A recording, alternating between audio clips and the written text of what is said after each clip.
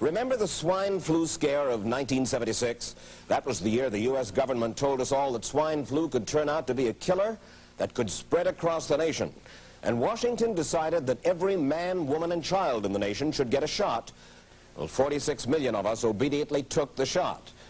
And now 4,000 Americans are claiming damages from Uncle Sam amounting to $3.5 billion because of what happened when they took that shot. By far the greatest number of the claims, 2/3 of them, are for neurological damage or even death. See how easy it is to... Thus, the U.S. government's publicity machine was cranked into action to urge all America to protect itself against the swine flu menace. Influenza is serious business. During major flu epidemics, millions of people are sick and thousands die. Well, this year you can get protection. The vaccines are safe, easy to take, and they can protect you against flu. So roll up your sleeve. Protect yourself. One of those who did roll up her sleeve was Judy Roberts. She was perfectly healthy, an active woman, when in November of 1976, she took her shot. 2 weeks later... I joked about it at that time. I said, I'll be numb to the knees by Friday if this keeps up. By the following week, I was totally paralyzed. So completely paralyzed, in fact, that they had to operate on her to enable her to breathe. And for 6 months, Judy Roberts was a quadriplegic. The diagnosis? A neurological disorder called Guillain-Barré syndrome, GBS for short. As you can see in these home movies taken by a friend, Judy Roberts' paralysis confined her mostly to a wheelchair for over a year. But this disease can even kill. Indeed, there are 300 claims now pending from the families of GBS victims who died. In other GBS victims, the crippling effects diminish and all but disappear. But for Judy Roberts, progress back to good health has been painful and partial. I have a greatly decreased mobility in my lips. And I can't drink through a straw on the right-hand side. I can't blow out birthday candles. So you will now have a legacy of braces on your legs for the rest of your life? Yes, the weakness in my hands will stay and the leg braces will stay. So Judy Roberts and her husband have filed a claim against the U.S. government. Judy, why did you take the flu shot? I'd never taken any other flu shots, but I felt like this was going to be a major epidemic. And the only way to prevent a major epidemic of a really deadly variety of flu was for everybody to be immunized. Dr. David Senser, then head of the CDC, the Center for Disease Control in Atlanta, is now in private industry. He devised the swine flu program, and he pushed it. You began to give flu shots to the American people in October of '76. October 1st. By that time, how many cases of swine flu around the world had been reported? There had been several reported, but none confirmed. Did you ever uncover any other outbreaks of swine flu anywhere in the world? No. Now, nearly everyone was to receive the shot in a public health facility where a doctor might not be present. Therefore, it was up to the CDC to come up with some kind of official consent form. This form stated that the swine flu vaccine had been tested. What it didn't say was that after those tests were completed, the scientists developed another vaccine. And that was the one given to most of the 46 million who took the shot. That vaccine was called X53A. Was X53A ever field tested? I can't say. I would have to... It wasn't. I don't know. Well, I would think that you're in charge of the program. I would have to check the records. I haven't looked at this in some time. The information form, the consent form, was also supposed to warn people about any risks of serious complications following the shot. But did it?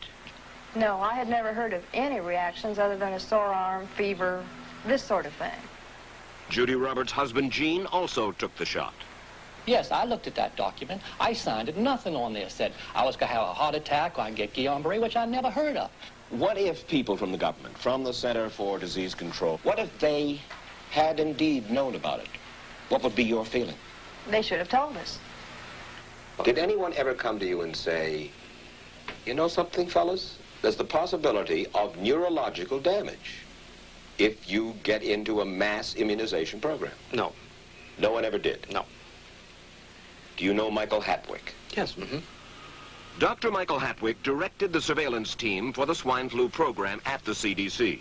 His job was to find out what possible complications could arise from taking the shot and to report his findings to those in charge. Did you know ahead of time, Dr. Hatwick, that there had been case reports of neurological disorders, neurological illness, apparently associated with the injection of influenza vaccine? Absolutely. You did? Yes. So you told your superiors, the men in charge of the swine flu immunization program, about the possibility of neurological disorders? Absolutely. What would you say if I told you that your superiors say that you never told them about the possibility of neurological complications? That's nonsense. I can't believe that they would say that they did not know that there were neurological illnesses associated with influenza vaccination. That simply is not true. We did know that. I've said that Dr. Hatwick had never told me of his feelings on this subject. Then he's lying. I guess you would have to make that assumption. Then why does this report from your own agency, dated July 1976, list neurological complications as a possibility? I think the consensus of the scientific community was that the evidence relating neurologic disorders to influenza immunization, that they did not feel that this association was a real one.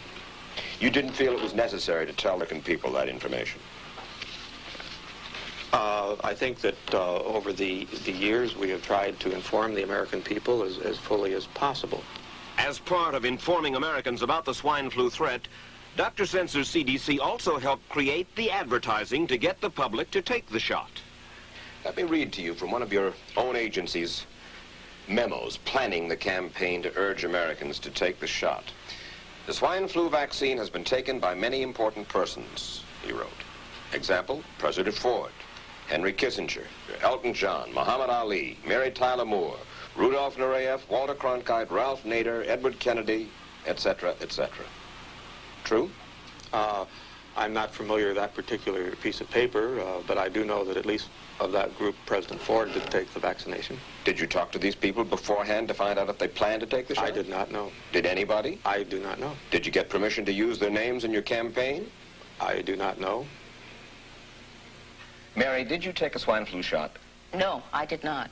Did you give them permission to use your name saying that you had or were going to? Absolutely not. Never did. Did you ask your own doctor about taking the swine flu shot? Yes, and at the time he thought it might be a good idea. But I resisted it because I was leery of having the symptoms that sometimes go with that kind of inoculation. So you didn't? No, I didn't.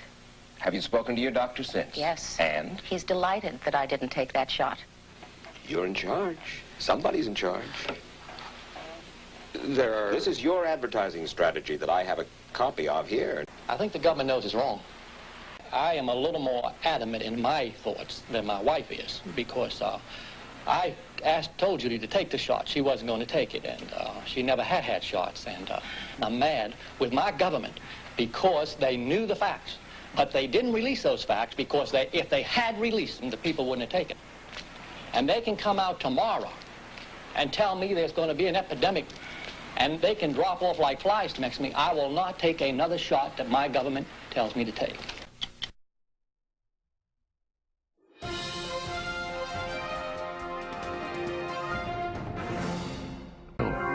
Get a shot of protection, the swine flu shot.